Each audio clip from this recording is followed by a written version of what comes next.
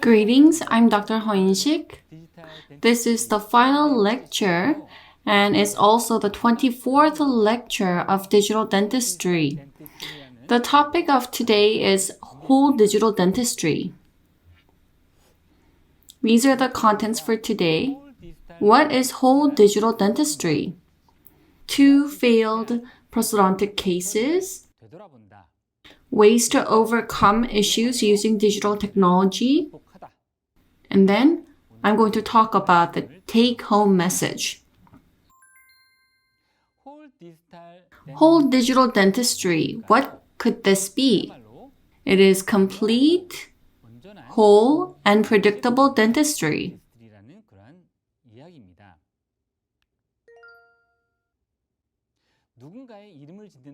Naming someone, naming something, determining a name for some object, and determining a name for a company. It provides identity to that individual product and company.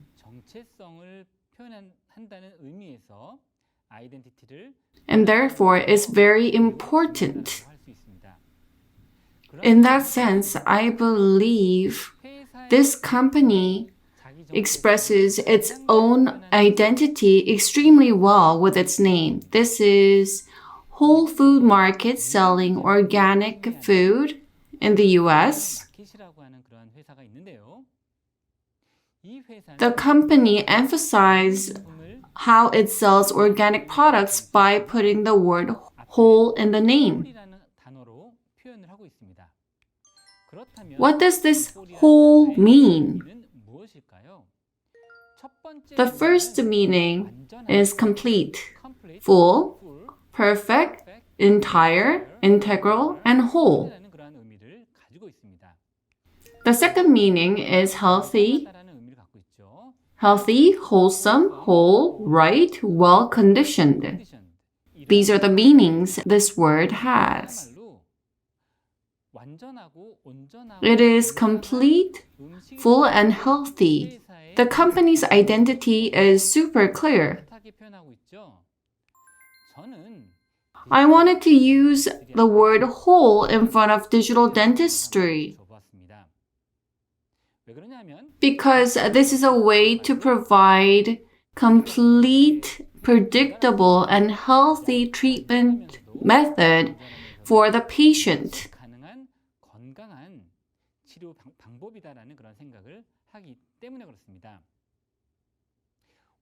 I'm going to share 2 failed prosthodontic cases that I've done in the past. I will explain why digital dentistry is whole, complete, and healthy treatment modality.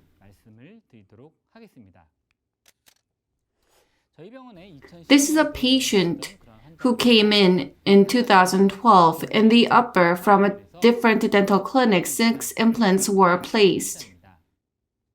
One day, the patient came in because the anterior prosthesis came out. The patient was using stock abutment.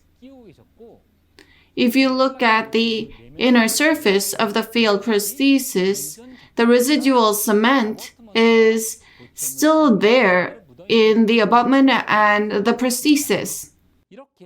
If there is significant amount of residual cement, as shown here in the abutment and prosthesis, it's difficult to clean. Due to these cement, peri-implantitis or peri-implant mucositis can occur. Stock abutment was used. The buccolingual proximal surface height was the same, and in this case, such tendencies increase. In the case of this patient, prosthesis design was like this. In order to prevent the teeth becoming too long, gingiva was expressed like this. This is a design where cleaning is absolutely impossible. I believe this was designed in this way to prevent the teeth from looking too long, and the implant was not placed in the ideal position. Number 22 implant was not placed in number 22 position. However, it was between number 21 and 22. So crown form could not have been normal. Therefore, prosthesis was provided like this. Why was implant placed like this? Maybe it was because the dentist was not very good. The crown length is long, and in this case, when we do surgery, the handpiece can hit the adjacent teeth, and it's very difficult to get correct implant position. Implant in number 22, for multiple reasons, it is significantly inclined towards the central incisors. What do you think is the prognosis? This is when the patient came in 2020. In number 12, there was significant pus discharge. If you look at the panoramic image, around number 12, you can see a lot of alveolar bone destruction. If you look at the CT, around the implant, there was significant bone destruction. I told the patient that the implant cannot be saved. It needed to be removed. A new implant needed to be placed. Number 12 implant was removed as shown. I wanted to remove number 22 as well and to place it with a new one. However, the patient wanted to save number 22 if possible. Therefore, we kept it number 22 and I just removed implant in number 12 and tooth in number 13. An implant was placed again. This is a second case. Number 17, number 26, 27 implants are placed here. If you look at number 17, this is malpositioned implant.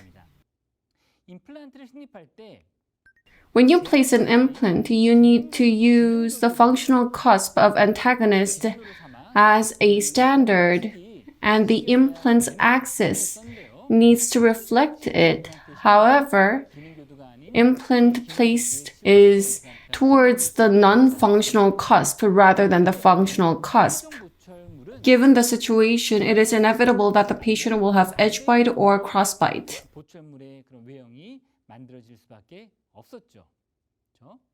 If you give this kind of prosthesis to a patient, the patient may complain about ching or tongue biting. There's a high possibility of that, and there's higher possibility of food impaction. On the other side, number 26 and 27 around the implants, there's very severe peri-implantitis. I remove the crown. You can see that this is very unhygienic. The stalk abutment was very deep in gingiva, therefore it was causing very severe inflammation. 2 implants were removed. You can see that the abutment height is really interesting. Considering the patient's gingival height,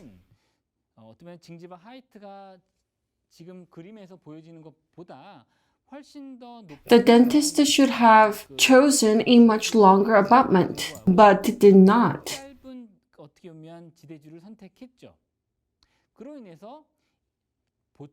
Therefore, prosthesis had to be deep in the gingiva, and there was the issue of residual cement and inability to keep oral hygiene.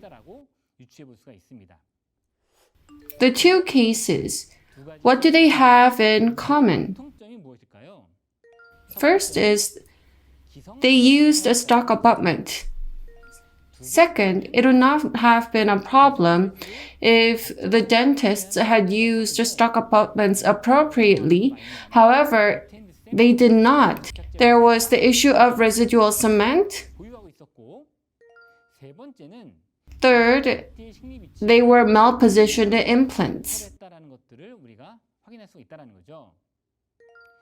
Finally, Because the implants were malpositioned and prosthesis was too deep, it was too difficult to keep oral hygiene around the crown.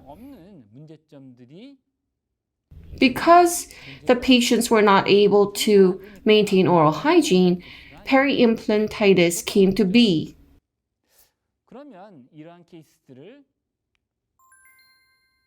I'm going to talk about how to overcome these issues using digital dentistry.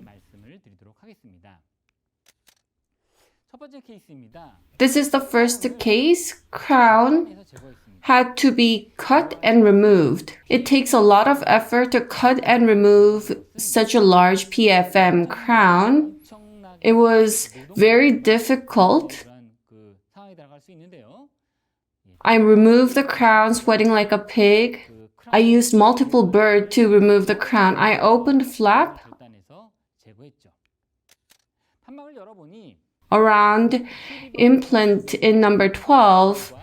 There's a lot of buccal and mesiodistal bone destruction. Number 13 was extracted. Bone graft was done. Around number 22 implant, healing abutment was connected. Suture was done like this. After 1 week, this is at stitch out. You can see that the healing is done nicely after 4 months. On the right is the image after 4 months of healing. Guide was used to place the implant in appropriate position. Implant Studio program was used. From 13 to 22, teeth were aligned and implants were to be placed in number 13 and 11. I requested guide fabrication to one guide center, and this was the design. Based on this, guide was printed out. I placed implants in number 13 and 11 flatless. After 3 months of healing abutments were removed, the scan body were connected. Trios 4 scanner was used for scanning. Dental system program was used to design final prosthesis as well as custom abutment. In the case where a lot of prosthesis goes in the anterior area, in a lot of cases, patients are not really satisfied with the appearance and form and the angle of prosthesis. So when I do implant or natural teeth prosthesis for anterior area, I don't fabricate final prosthesis as is. I use 3D printer to print out a temporary crown using PMMA. And then I try in, get feedback from the patient, and reflect that on the final design. Based on the first design, custom abutment was fabricated, temporary crown was tried in. After a week, the patient came back with his or her personal opinion as well as feedback from his or her friends and family. Based on the feedback, final crown is fabricated. After 1 week, the patient came with a drawing like this. First, the embrasure on the incisal side, it's pretty much non-existent. And cervical contour looks very unnatural. Teeth look too long. He had many more comments, and he spelled it out on a list. Based on such feedback, I decided to alter the design, and I loaded the original file on the dental system and modified it to fulfill patient's demands. The patient told me that the teeth looked too long, so slight modification was done. In the full zirconia crown, On the cervical area, I did staining so that it looks like gingiva. The crown was designed like this and it was tried in. The patient was very satisfied with the crown and he said a lot of his demands were addressed. This is the second failed case. As shown, there's a lot of alveolar bone destruction. Implant was removed. As for the implant on the front, there was bone defect on the distal side and number 26 and 27 were removed. Bone graft was done. After 4 months of healing, guide was used to place implants. In number 27, there was lack of keratinized tissue. Implant was placed using guide, and on the buccal side of number 27, free gingival graft was done. After 3 months of healing, scan body was connected. Trios scanner was used for scanning. I designed custom abutment and final prosthesis. In the case of posterior area, I didn't make a temporary crown and I make final crown modelless. Milling is done, as well as collaring. On cervical area, on the buccal side, staining was added. After custom abutments were connected, this is final prosthesis. Implant prosthesis was provided like this to address the patient's problem. What is the common factor in the solutions for the two cases? First, I used guided implant surgery. If the patient had received guided surgery for implant placement from the beginning rather than just having had flap opened and implant placed by the dentist only relying on his or her experience, a lot of the problems that occurred to the patient could have been prevented. Guide surgery was used to place the implant again. Second, in the prosthodontic phase, I didn't use model at all, and model-less digital workflow was used to make abutment and crown. Third, I did not use stock abutment, but customized abutment. Full zirconia prosthesis was used to restore the cases. Talking about custom abutment. Compared with stock abutment, you can reflect the gingival height of the patient. Therefore, you can prevent residual cement being retained around the prosthesis better than the stock abutment. Even if you use customized prosthesis, these issues cannot be blocked out completely and you need to pay attention. However, compared with stock abutment, these issues can be overcome in a lot of ways. I've shown you a lot of failures and solutions. Now I'm going to talk about my conclusion. In the beginning, I talked about how digital dentistry is very whole in a lot of ways.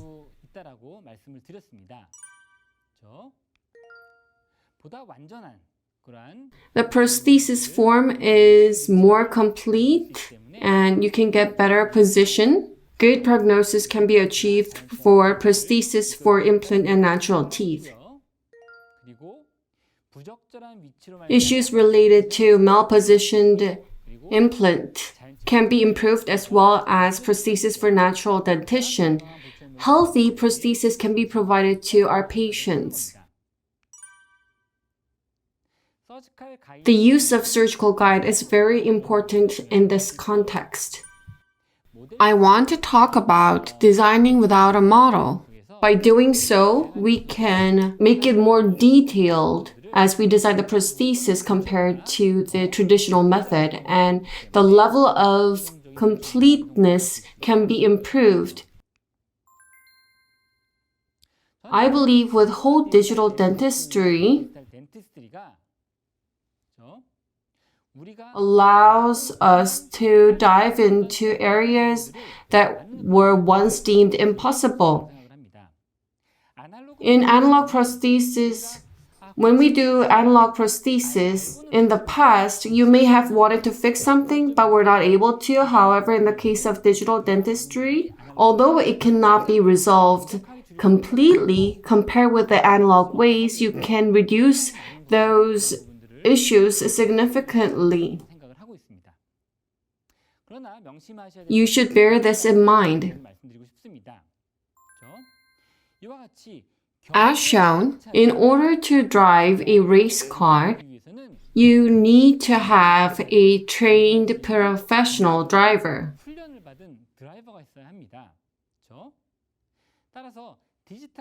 In order to do digital dentistry, you not only need the equipment,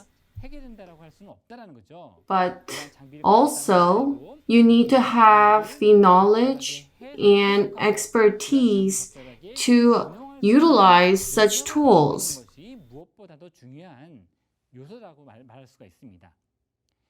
What would happen if someone without such license drive this kind of a car?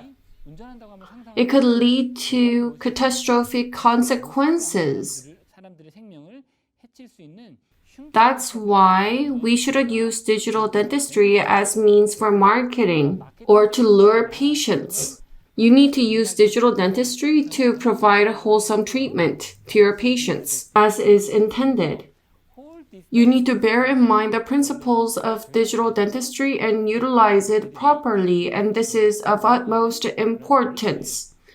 This is what I wanted to emphasize today.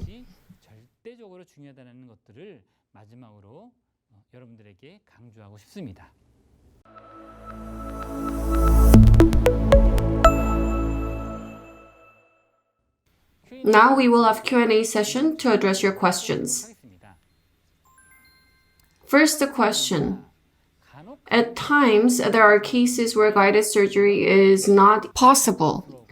If so, what meaning does digital workflow have? I don't always do guided surgery using digital dentistry for every single case. However, even in the cases where I don't use a guide,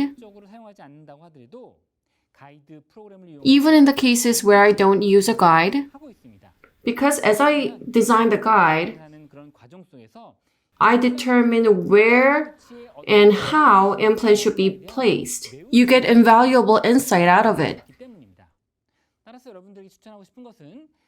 Rather than just requesting and using guide without giving it much of a thought, I believe you need to be able to design your own guide. If you master the technique of making a guide, you'll be able to gain invaluable insights, and using that, you can come up with better treatment plans. I really recommend this. This is a second question. What is the biggest advantage after having adopted digital workflow?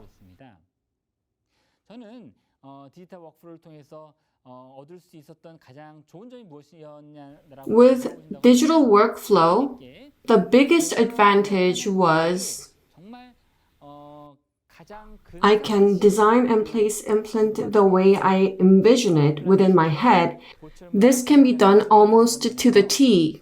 I'm extremely pleased to be able to do this. Being able to convert your vision into a reality in terms of implant placement and prosthesis fabrication is so much more than just mere cost or time saving.